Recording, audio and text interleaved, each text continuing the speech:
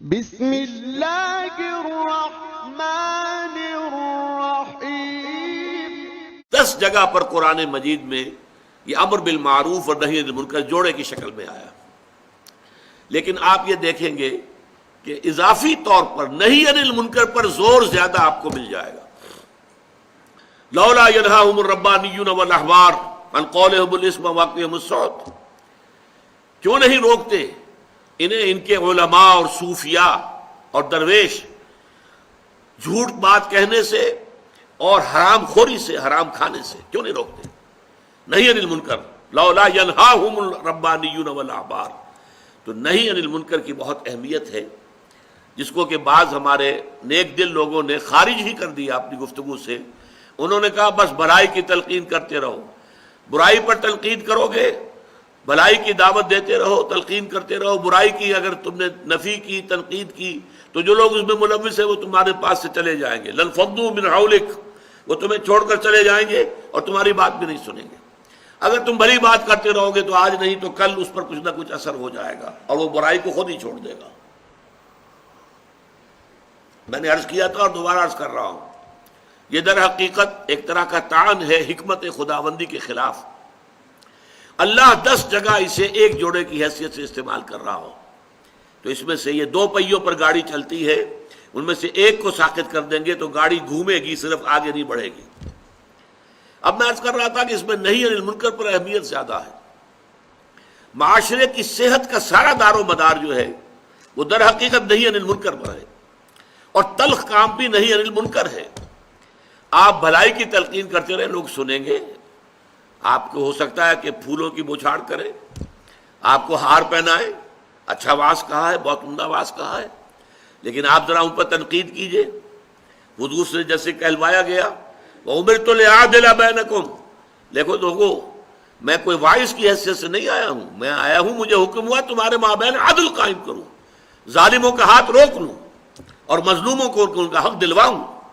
اب یہ بات ظاہر بات ہے ظالموں کو اچھی نہیں لگے گی، تو اس کے خلاف ریزنمنٹ ہوگی، اس کے خلاف جو ہے مخالفت ہوگی۔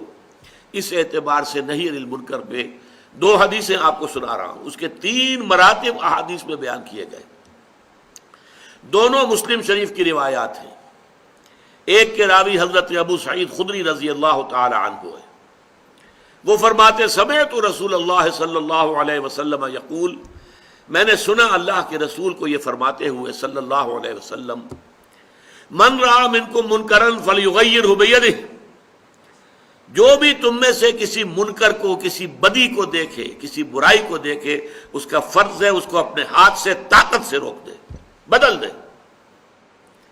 فَإِن لَمْ يَسْتَطِعْ، اگر اس کی طاقت نہ ہو، وہ شریر لوگ بہت طاقتور ہیں، آپ کے پاس طاقت نہیں ہے، آپ مقابلہ کرنے کی پوزیشن میں نہیں ہیں، آپ انہیں چیلنج نہیں کر سکتے، لہذا طاقت استعمال نہ کیجئے، لیکن فَإِن لَمْ يَسْتَطِعْ فَبِلِسَانِهِ، زبان سے تو استعمال کریں۔ بھائیو خدا کے لیے باز آ جاؤ۔ آپ اپیل کے انداز میں بھی کہہ سکتے ہیں، دیکھیے یہ کام اچھا نہیں ہے، یہ برا کام ہے، خدا کے لیے چھوڑ دو، اللہ کے غضب کو دعوت نہ دو، زبان سے تو کہو۔ فَإِن لَمْ يَسْتَطِعْ، اور اگر حالات ایسے نامساعد ہو جائیں کہ زبان کھولنی بھی جو ہے ناممکن ہو جائے، فَبِقَلْبِهِ، تو دل میں شدید نفرت، یہ اگر جو ہے اس کو کہا گیا ذالک اضعف الایمان، یہ ایمان کا کمزور ترین درجہ ہے۔ اگر دل میں نفرت بھی پیدا نہیں ہوتی تو معلوم ہوا ایمان ہے ہی نہیں۔ اقبال کا بڑا پیارا شعر ہے، وائے ناکامی متاع کارواں جاتا رہا، کارواں کے دل سے احساس زیاں جاتا رہا۔ آپ بدی کو دیکھیں اور آپ بے چین بھی نہ ہو کہ کیا ہو رہا ہے، میں روک نہیں سکتا، اپنی جو ہے اس وقت مجبوری اور عاجزی کا احساس ہو، اور ایک احساس محرومی کا ہو کہ یہ میں نہیں کر پا رہا، لیکن یہ ہو کیا رہا ہے، دل میں صدمہ تو ہو، راتوں کی نیندیں تو حرام ہو، یہ تو ہو کم سے کم۔ اگر آپ کا کوئی بچہ بیمار ہے، آپ نے ڈاکٹری علاج کرا لیا، حکیمی کرا لیا، اور ٹونے ٹوٹ کے کرا لیا، ٹھیک نہیں ہو رہا، آپ کو معلوم ہے نتھنگ کین بی ڈن، لیکن بچہ اگر درد سے تڑپ رہا ہے تو کیا آپ سو جائیں گے پاؤں پھیلا کر کہ بھائی کچھ نہیں کر سکتا، میں کیا کروں، میں تو سوتا ہوں؟ نہیں، یہ نہیں ہوگا۔ بچہ اگر تڑپ رہا ہے تو آپ بھی جاگیں گے، کم سے کم یہ تو ہوگا۔ تو اگر اللہ کے دین کی یہ کیفیت ہو تو صدمے کی، رنج کی ایک کیفیت تو آپ پر طاری ہونی چاہیے۔